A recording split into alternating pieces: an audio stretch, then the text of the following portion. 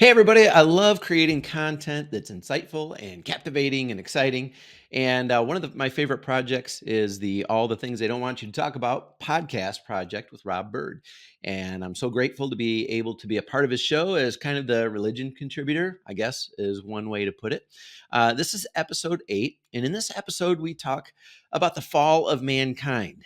And I can just hear Billy Joel singing in the background. We didn't start the fire because we didn't start it. This whole world has been a little bit of a crazy drama mess since the beginning. But how did that all start? We kind of pick that apart. We go right to Genesis 3 and we look at the scripture and then we just kind of discuss. So, where does that bring us to and where does it leave us? I love this conversation with Rob and Amanda because it's just real, it's genuine, and it's not overly religious. But just an everyday look at all of these things, but also looking to the Bible for our answers. So I hope that this episode is entertaining, but more than that, insightful and even encouraging. Enjoy. Welcome to All the Things They Don't Want You to Talk About podcast. This podcast will explore all the subjects that make the insecure squirm in their seats. Religion, politics, local and national, the Constitution of the United States, and the wheel of love and hate, to just name a few. Stay with us as we use our freedom of speech to delve into the good and the bad. If this podcast is not for you, feel free to find another one. Without any further ado, here comes All the Things They Don't Want You to Talk About podcast.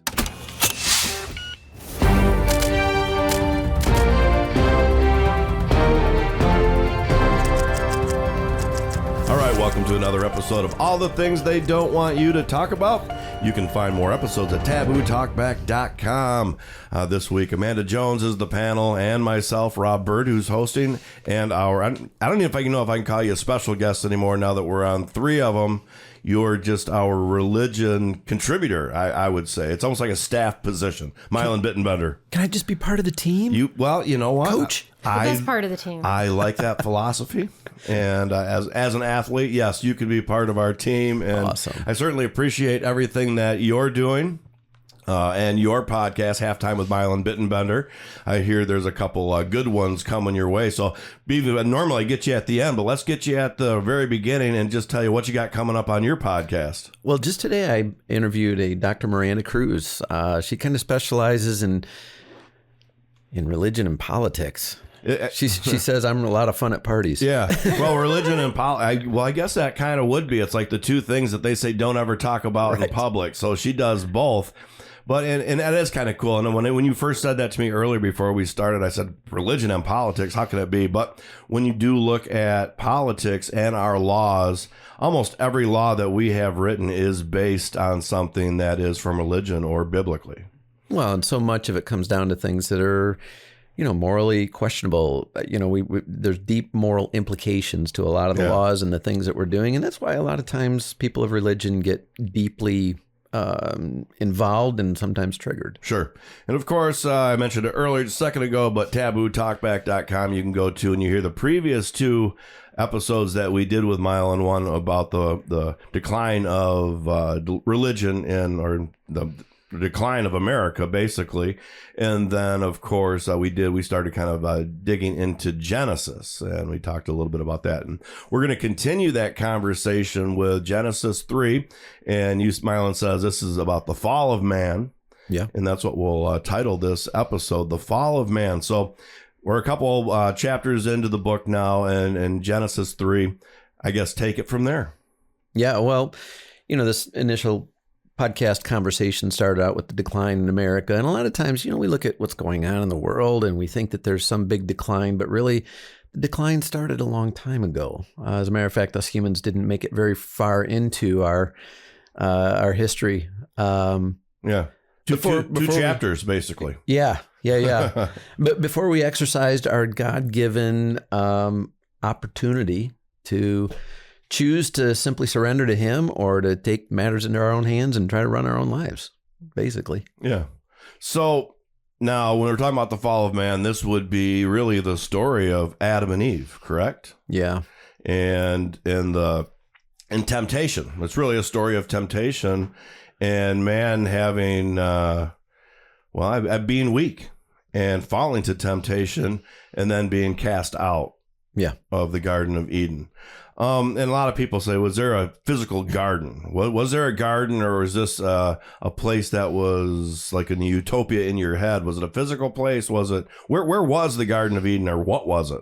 Yeah, well, the Bible actually tells us where it was. It gives us very, specific geographical location in relation to the rivers and stuff like that. Basically, where the Red Sea, the northwestern part of the Red Sea, there's some rivers that come out there. And actually, based on what we see there, it's possible that the Red Sea is actually larger than it was then, and maybe what was the Garden of Eden is actually underwater now. But yeah, it was basically in that area. Yeah, and pretty much everything biblically is kind of out of that Middle East area, is it not? And how far, when you look at the Bible, how far does it extend out of that area? I mean, does it even get to where we know as Europe these days, or to that we know of as Russia? Where was all this? Where was the central location of the Bible?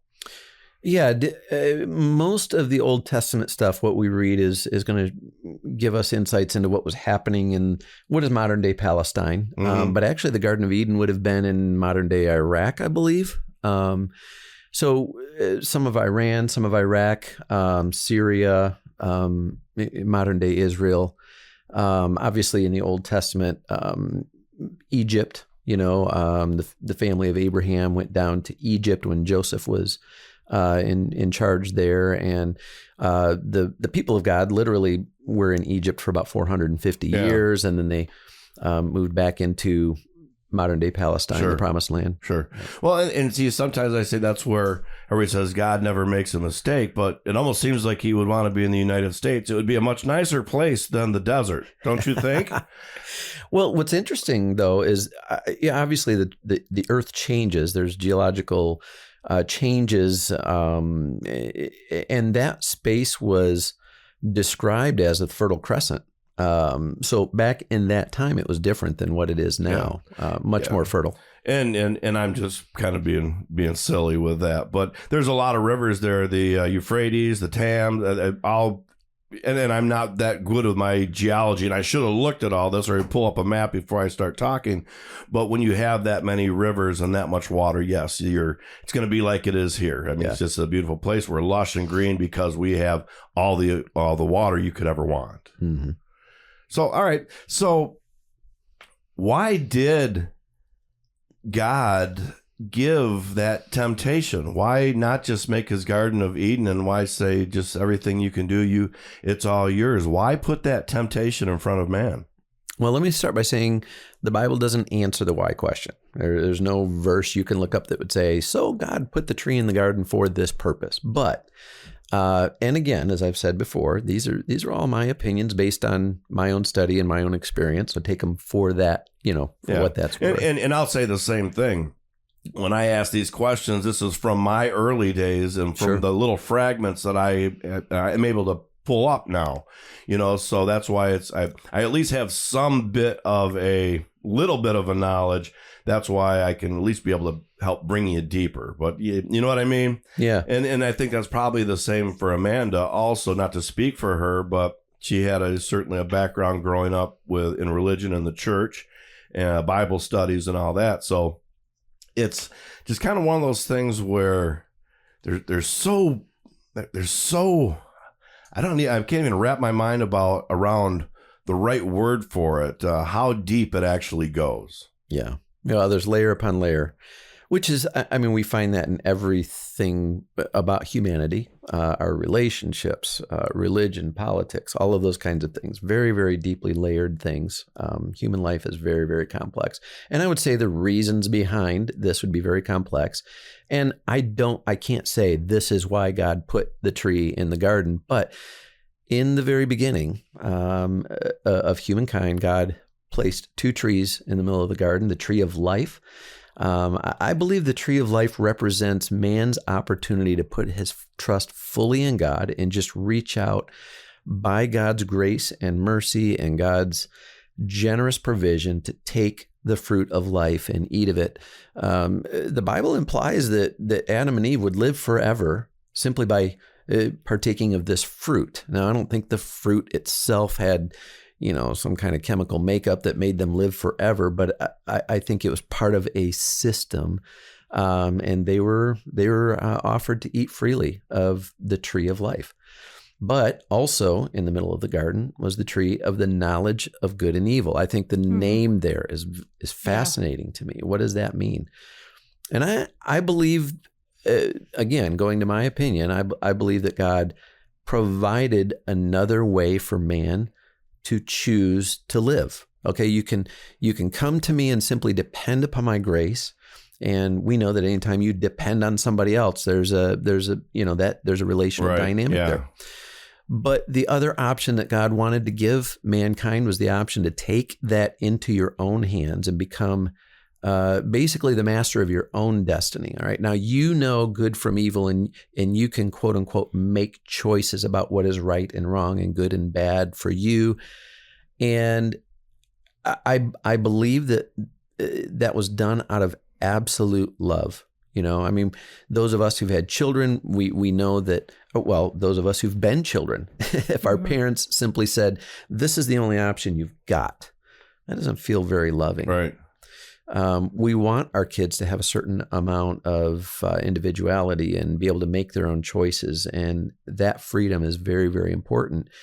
And God wanted to give that option, but he knew that as long as we put our own choices in front of him, that now you've deviated from the perfect source, and now decisions that are made are going to have consequences. Amanda? It's almost like, not to say, it's like going from a child to an adult, but it almost it feels that way, I guess, as it's written out when you think of the knowledge of good and evil. And when you're a kid, you're so innocent. Yeah. You want to believe everything your father or your mother tell you. And then at a certain point, you start hearing things from other people or seeing things from different people. And that's just kind of how it works out in my brain, at least. What happens if they're right? What do you mean? If the parents are right, because all of us, I think, growing up, whatever our parents tell us, we want to go the opposite way. It's almost like politics now. If the right side does this, the left side is going to do the exact opposite, and vice versa. And that's kind of, that's the rebellion thing growing up. Our parents say this, well, eventually we're going to fight against that. Yeah. And what happens after is either you come back or you don't. Mm-hmm. Love requires freedom. If there's not freedom, I don't think you can really make an argument for true love there. Yeah. And I believe that God's desire was to give us that freedom to either choose to completely simply depend upon him and live fully under his grace, or to choose our own destiny for ourselves. Yeah, and that reminds me of the poem, if you love something, set it free. If it comes back to you, it was yours. If it doesn't, it never was. Right. Well, we're supposed to have that free agency too on this world to make our decisions and our choices and see what we end up with, I guess, at the end of it, and see. Yeah. It's one of those things you don't know until it's over. But then when it's over, I don't know. I don't think I'm going to have too many questions. I don't think any of it's going to matter. Yeah, great insight. I think our eyes will be opened in ways, and our eyes are being opened now. There's certain things that we're learning about life and stuff, but I think one day our eyes will be opened and there will be no more questions. And I really think what's happening, especially with politics these days, I think it is God's plan. I think that he had to show us something to realize the error in it. Well, Romans actually says that the law was put in place to show us the moral character of God, not to condemn us or to put us down, but to show us how desperately we needed him, to show us that we, in and of our own broken nature, are absolutely incapable of living up to his moral law. And in that, then highlighting our need for God's provision in Christ. And that's the thing that amazes me is that man chose to rebel against God. That rebellion has produced terrible fruit in our actions and the way that the world has unfolded since. And it would have been absolutely just for God to say, okay, you chose to reject me. I created you. I gave you life. And so I'm just going to, wipe the whole thing out and start over. But he didn't do that. He knew that we couldn't repay the debt that we owed him based on our rebellion. And instead of requiring payment on our part, he sent his son to make payment for us. That's amazing to me. Yeah. Yeah. I mean, that's certainly way down the road here. Yeah. But back to Genesis, you have a choice. You have a choice between the tree of life and the tree of good and evil.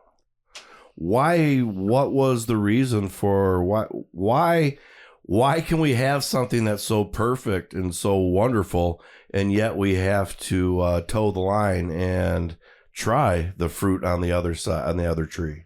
It's deception, brother. Deception. And, in that chapter, Satan is introduced. We see this evil entity. We could get into that whole story where he came from too. We might want to get into that at some point. But as we see all the way throughout history, deception is entered in. And really the conversation that the serpent has, Satan in the form of a serpent has with Eve, causes her to doubt God's goodness, the first thing, right? Mm-hmm. Did God really say that? And, God just knows that if you eat of this fruit, your eyes will be open, you'll be like him. And he begins to put this doubt in Eve's mind that God really has her best intentions. And so she begins to wonder. And as soon as we begin to doubt that God actually loves us and cares about us, we rebel against that love, and usually bad things happen. Yeah. And I mean, like I said, it just seems to mirror real life now. It's the same thing if you look at our parents as God, they're not, but as a child, they are. Yep. When you look at your parents, they're everything. Yeah. So we have it all still, the same story still exists today, every day. Yeah. Well, they're everything in our mind until we reach that point where, the innocence Amanda, you spoke about, right, mm-hmm. begins to wane, and we begin to look at the world. And all of a sudden, these parents that have loved us and taken care of us, obviously not every parent in the world is like that, but most of us came mm-hmm. from a home where our parents made incredible sacrifices for us. Yeah. And then we begin to get out in the world, and others begin to taint our view of our own parents and make us question their goodness, and we begin to rebel. And begin to make other choices. And then, so for the next 10 years, our parents get stupider and stupider until life has its way with us. And then all of a sudden our parents start getting smarter and smarter. And it's that process. Yes, it repeats over and over and over and over again. And that's just that, to me, that's our flaw. Yeah. That's our fatal flaw. And it could be, maybe not yet. Maybe we haven't hit that fatal mark yet, but eventually that could be the fatal flaw that is the end of mankind. Well, sure. In a physical sense, yes. A big question that people have is about, okay, well, God said, if you eat of the fruit of the tree of knowledge of good and evil, you will surely die, right? So mm-hmm. Adam and Eve eat the fruit, and they didn't keel over dead. What's that about? As a matter of fact, they lived for, according to the Bible, hundreds of years more. Well, it's just like that innocence. Was that their curse, though? The 100 years more, a curse? Oh, if they were living in the world we're living in right now, yeah, I think so. Yeah.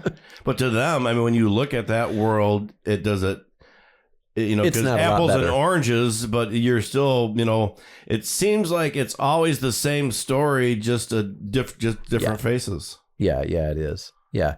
No, but what a lot of people don't understand is that, again, we are a soul.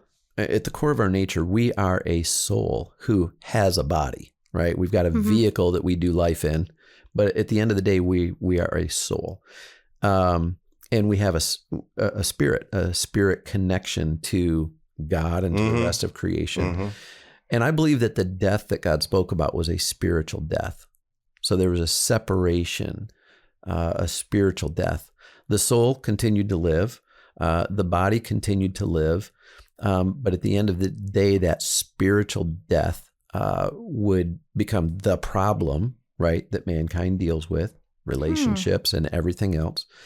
And again, when we read the New Testament, we read that Jesus came to bring new life to that spirit part of who we are. Yeah. Yeah. Now, a lot of times when you think about the Bible and think about the story we're talking about now, we're looking at a specific geological location. Did the Bible ever in those times talk about what was happening outside of that? Not a lot. There are some references, for example, after Cain killed Abel, where did he go? It kind of tells about different things. Not much. And for the most part, we believe that people probably stayed in that general area until we read later on the Tower of Babel. Can't remember exactly what chapter that's in. That's still in Genesis. And all the peoples of the world were kind of separated by language barrier at that point and then began to scatter. The Bible actually tells us they began to scatter at that point. So really at that, at the point we're at, this is the epicenter of the world. This is where everybody is. Yeah. And the creation that he made put it right there. He did not create anything else. I mean, he has all the animals, and I mean, you look at our species that we have and how many have been gone that he created. Where were they? Were they in that epicenter too, or were they cast out? Were they around the world? Do we have any? That's a good question. Yeah. Okay. Well, that's one to think about at home. I don't have an answer for that one, Rob. Yeah. All right. Well, I certainly like being able to come up with a question like that, because to me, it's like, all right, if that's the epicenter, where did he put all these animals? Where did he put all these insects? Because if he put 42 trillion mosquitoes all right there in a square mile, that would be miserable. Well, and I actually have more questions. I'm wondering about the creation of mosquitoes. That might have been even worse than the tree of the knowledge of good and evil. Yeah. No, I'm kidding. Well, it's the same thing. It's the balance. And mosquitoes are not bad. No. They're just doing their thing. They're just a nuisance to us or into other animals, but they are needed. Yeah. Bats eat them. Yeah. Bats, and we need bats. I mean, so, all right. So, getting back to they tasted the wrong fruit. They went the wrong way with the tree of good and evil. God cast them out. Now, where are they going? We don't know exactly. I mean, we do see they migrated further on down the line. Man migrated to different places, but basically here in Genesis at the end of chapter 3, God places cherubim at the entrances to the garden, and they are not allowed to re-enter to eat from the tree of the tree of life, and I think that's God's way of saying, okay, you've chosen to live by your own device, then you will live by your own device. Now, they were the only people in the Garden of Eden. At least that's my vision of it. Yeah. Now they're out. They're kicked out. What happens to the Garden of Eden? We don't really know. The Bible doesn't tell us. Like I said, it's very possible that that's underwater. I don't know if God, just said, well, that was what it was. I provided it for them. They don't need it anymore. And so over time, it just became overgrown and, whatever. I don't know. And you could ask the question too, where is the tree of life? The next time we see the tree of life show up, it's actually in Revelation. The Bible speaks of the tree of life in Revelation that produces its fruit for the 12, seasons. It's available all of the time in the kingdom of heaven. Yeah.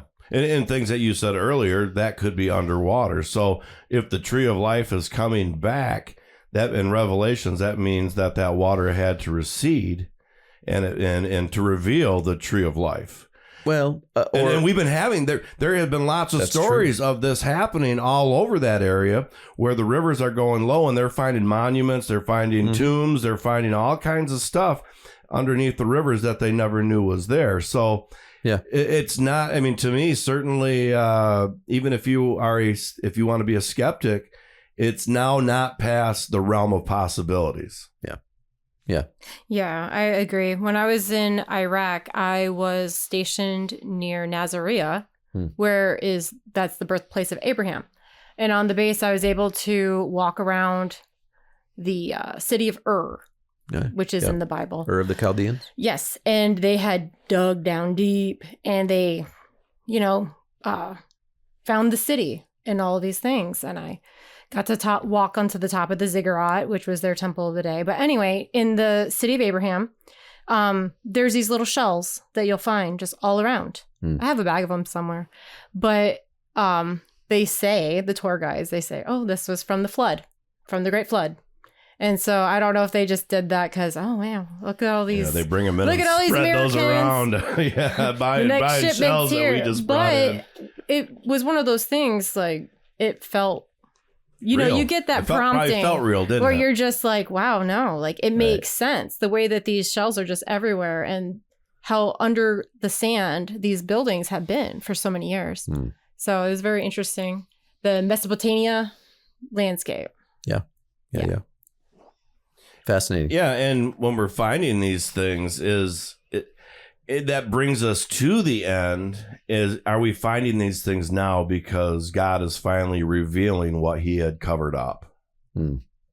Great question. Yeah. Or is it just a matter of that's the Earth's geology and that's what happened, and rivers do expand and fill and lower, and that's just a part of the way the world works. So there certainly is that.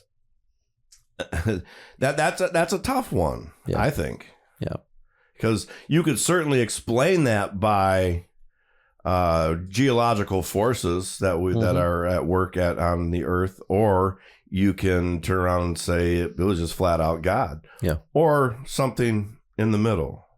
That brings up an interesting point because a lot of times we rely solely on science to answer all of our questions. I think science, I'm not opposed to science. I think science is But if science is opposed to the Bible. Not necessarily. Well, in lots of cases, like when you talk about like the Smithsonian and stuff, they refuse to acknowledge giants, even though over the course of history, we have found giant, and they still know that they're not real. There's lots of scientists, though, that do believe in the Bible. Like, God can't work outside the compounds of science anyway. I think the trouble we have is separating scientists from science. Because you can come to different conclusions, look at the same data and come to different conclusions. And we happen to have usually bias, right? We go into an experiment with a certain perspective. Sure. And that we go into experiments hoping to get results. Yeah, expecting some results. And that's when the best science happens, is when they learn something they weren't expecting. And so here's the problem I see with science right now. Most science, secular science, is that it assumes that there can be nothing supernatural.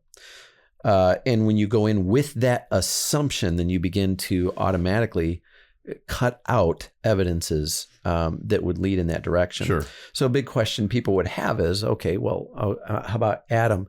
We look at the age of the earth according to the biblical record, because the Bible actually is pretty specific about who lived how long and who begat who. And if you can actually do the math, and a lot of people say, oh, that's just not possible. It's not possible. It's not possible. Well, I think of it like this.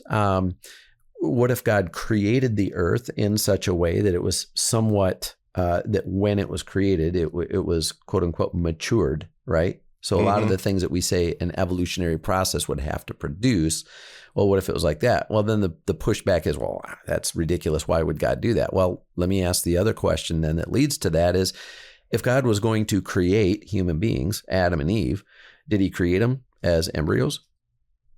Well, they wouldn't last very long. No. He had to create them. He would have to create them almost as adults. Exactly. Or someone fully functioning that can gather food and know how to eat and take care of themselves. Even a 12-year-old child, you toss a 12-year-old child out in the middle of the desert or the Garden of Eden, will probably die relatively soon. Right. And can you put that man and woman on a planet that isn't developed? Right, yeah. That's still a primordial soup or a hot ball of gases. Were Adam and Eve married? Well, they didn't have a preacher proclaim them married and take them through But yeah, they were married in a sense. Well, that's God a great kind question. of like declared them Yeah, I You mean, know? because I think so. marriage is the Yeah. staple of all relationships in the Bible between a man and a woman. Well, in verse Yeah. 17, it says, because thou hast hearkened unto the voice of thy wife.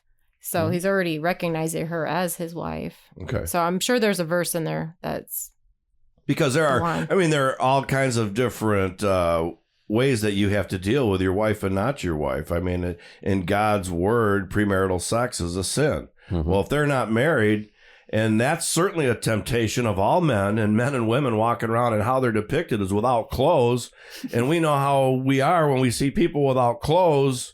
And what, I mean, is that just a cause of where our brains are through society now? Or have men always been that way, which I think men have probably always been that way? That's testosterone. It's always been around. That's what makes us think as brutes sometimes, as woman, me get some. You know what that's, Yeah. yeah.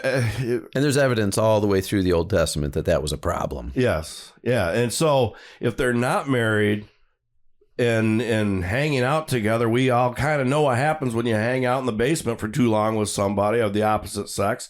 Whether you don't intend nothing, stuff like that happens. I don't think there was a marriage license, but there was definitely the Bible talks about marriage being a covenant. It's a relationship that is bound by a covenant, which is well, that's another whole episode. I mean, because here we are, for marriage is a legal thing now. But I've been in my mind in a couple relationships in my life where I said, I'm not ever going anywhere. I'm married.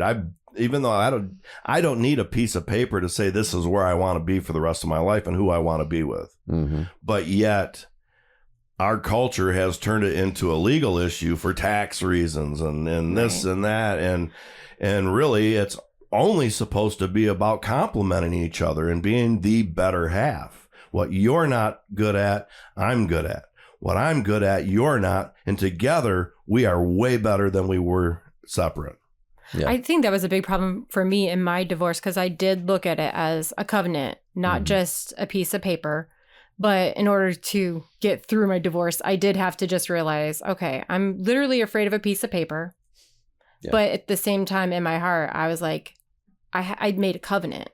And even though at the time I was not very religious again, I still was always like, it felt weird. It's like I made this covenant. Pact.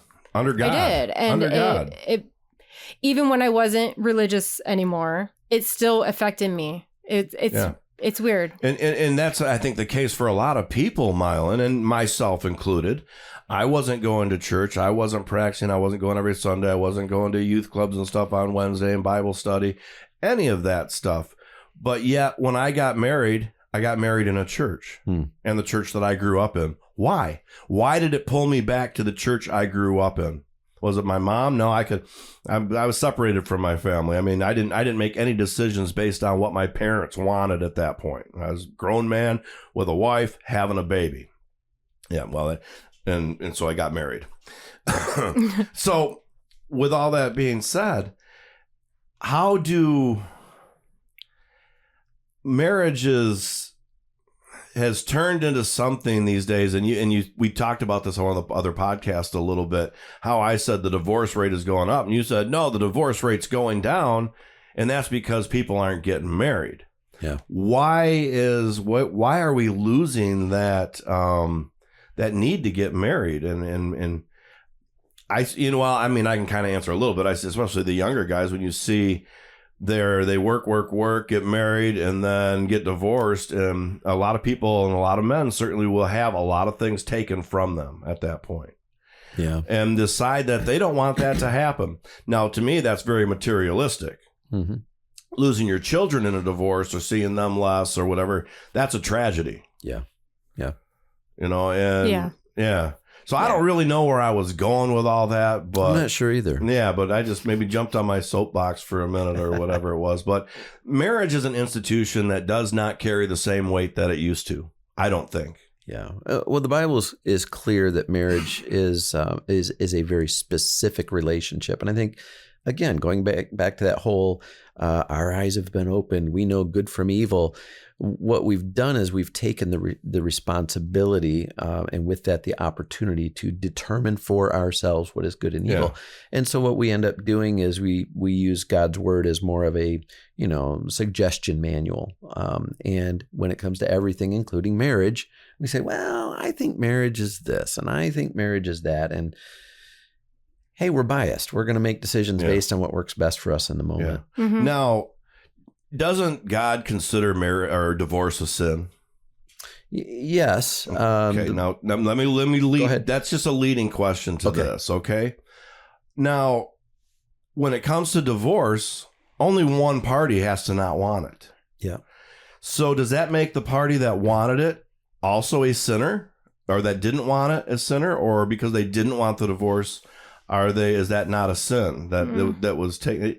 You see what I'm saying? And I know what you're saying. That's what happened to me. I did not want to get divorced. She wanted a divorce. She got the divorce whether I wanted it. I did not stand in her way, and we got it done in 6 months. Yeah. But at the same time, she wanted it. I didn't. Am I still a sinner because the divorce happened? Well, and I'm in the same boat with you. I don't know if you know, but I had a marriage in my early 20s. That ended with divorce, and that was completely instigated by my ex-wife. I didn't want the divorce. As a matter of fact, it was one of the most painful things that I ever experienced. And no, I think sometimes though we try to make sin a very specific thing when it really is a broader thing. So the divorce itself, what makes it sinful is that it's not God's will. Right. Yeah. And so sin is not only the activity or the actions or the decisions of a sinful person, but sin can in some ways encompass just the flat out brokenness of things that don't go according to God's will.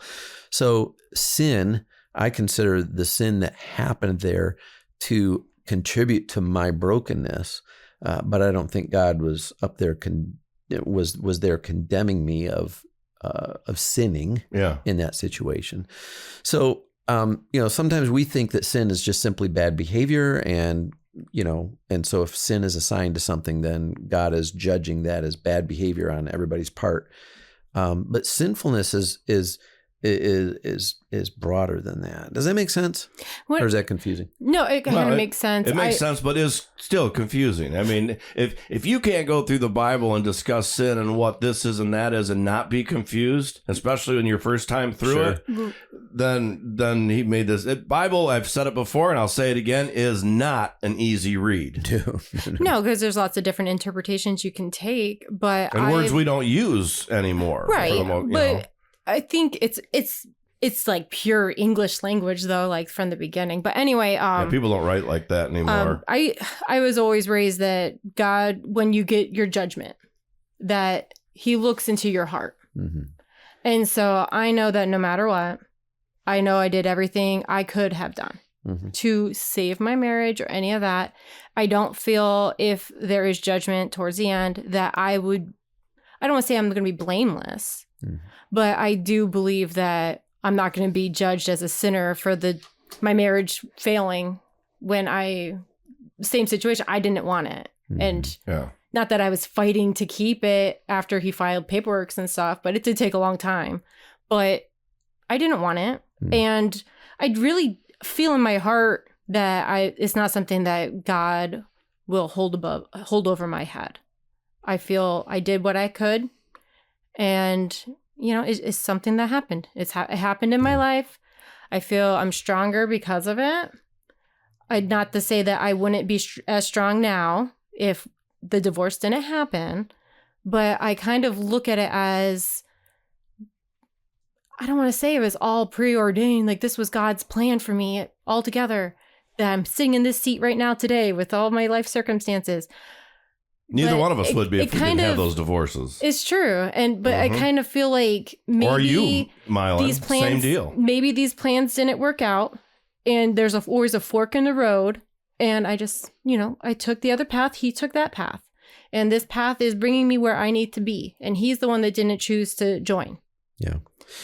Well, if that makes sense. Well, that's good because I don't want him on the radio show. this is It's pretty funny though. this is where the concept of grace is so important. Is that Yes. God's grace covers a lot of stuff, right? Right. A lot of the mess of the world. Doesn't fix it all, doesn't make it all better, but it does. I when I went through that whole thing, Rob, I felt guilty. I felt ashamed. I felt it's bad in so many different ways. Right. You feel unlovable, unwanted, Yeah. unworthy. What did I do wrong? Yeah, I did everything. So- Let go of it. So in a lot of ways, I had to enter back into that childlike faith and simply say, God, I can't make sense of all of this, but I know that you love me and I need your healing in my life and I need forgiveness and I need, again, and even forgiveness, not because I did something specifically wrong. I didn't have an affair or anything like that, but I need to know that God's grace is there to bring wholeness back to that whole thing we talked about the last time in creation. God brought order to the chaos. God's grace brings order to the chaos that sin creates. Mm-hmm. And at the same time, maybe it's the grace I have for my ex-husband. I don't think that he will be judged either. I think that there will, in my head, judgment. It'd be more of like a conversation.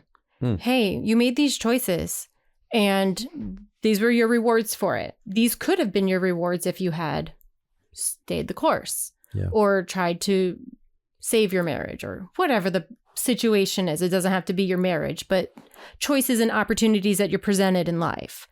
And I don't know, maybe it's just because I'm just healed or healing still, but I just don't feel like there's even going to be that judgment like that for him, even though he's the one that wanted it. Because I don't know, everything for me has been pretty good. Could divorce actually be part of God's plan? Because it's a very, very huge learning experience for a lot of people. And one of the most traumatic things that you can go through. So when you go through it, does it not make you stronger and more resilient after? Some people probably not. But I think most people probably. So I don't know. I've always divorce as a sin, but there's so much of it and so much positive that does come out of it eventually. Maybe you don't see it right away, not seeing the kids every day. That was the worst thing for me. It wasn't getting divorced from my wife.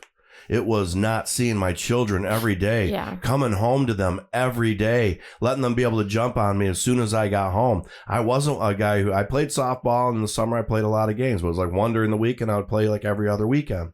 But other than that, if I wasn't at work, I was at home. Yeah. Maybe at home too much. And that was the problem. But I was home and I wasn't doing all those bad things. I wanted to be there with my kids. And that was the worst part of divorce, was not getting to see them every day and knowing that I had my influence on them every day. And then when there's another man, when she's remarried, has influence, and this guy doesn't really talk to them. I was never that way. I've had girlfriends with kids, and I like being around their kids. I like talking to them.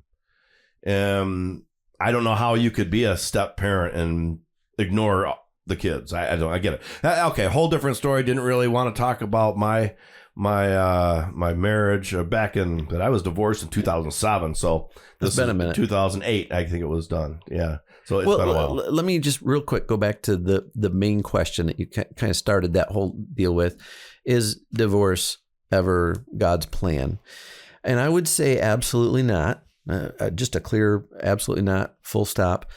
But what I would say is that God's grace is so amazing that God can use some of the most broken things. And you spoke a little bit to the absolute brokenness of the whole result of divorce, breaking the relationship between father and children and all of that stuff. I do believe that when surrendered to God, he can take even the most terrible things, sinful things, and turn them around and bring good out of them. Yeah. Yeah. Deep. That's heavy stuff. Yeah, it really is. All right. Well, not that I'm saying this is the end of this podcast, but I'm thinking that we probably should. Is there anything else that we want to discuss about Genesis 3 and probably wrap this one up? I had a little thing. In verse 13, when God is saying to Eve, "What hast thou done?" Mm-hmm. It kind of goes back to that judgment. And she was like, "The serpent beguiled me." And I don't know, just from this conversation, I just kept thinking, it's like, what would I say as my excuse, like for my divorce or for anything bad in life? And I don't know. Then I started thinking too. Well, here's the one thing I will have to say. I want you to continue, but I think part of God's grace is you have to own it. Right. Sure. You have to own it. It's not someone else's fault. Oh, the devil made me do it. The snake made me do it. I was deceived. No, I knew better and did it anyways. And that is almost always the case. But did she really know before she had the fruit from the knowledge from the tree? Well, her eyes were open. Her eyes were open when she had the fruit. Yeah. And so it's kind of like a child when they do something bad and they have to go to their mom, or before they go to tell their parents find out and they come to them and say, "Hey, what did you do?" And they're immediately, "She made me do it."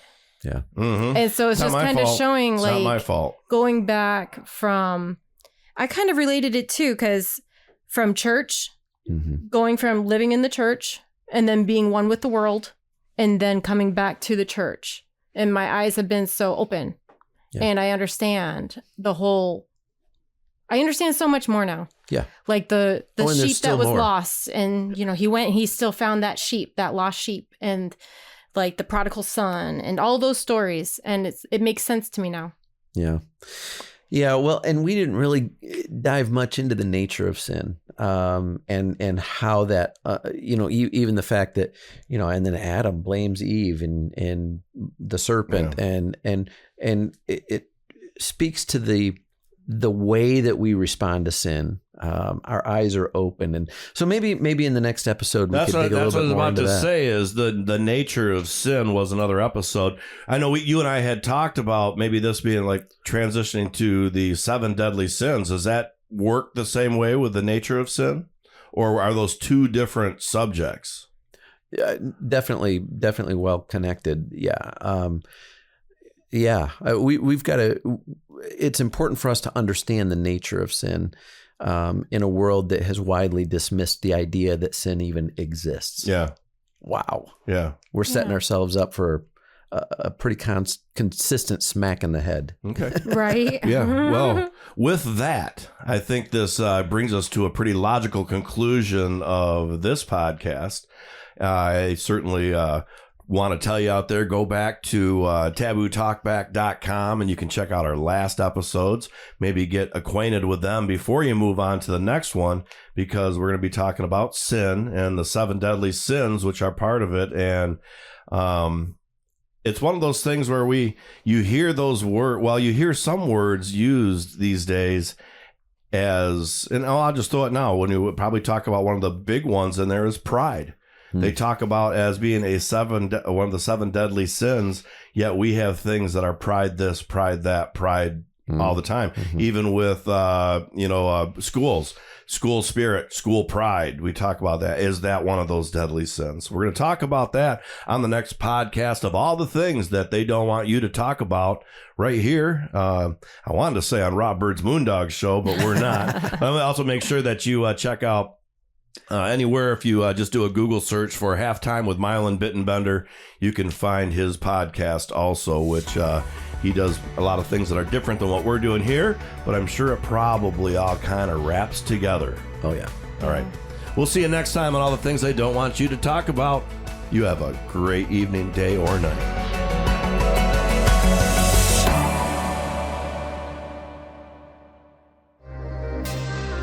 All the Things They Don't Want You to Talk About podcast is part of the Rob Bird Moondog Podcast Network. Go to tabootalkback.com for more information. Copyright 2024.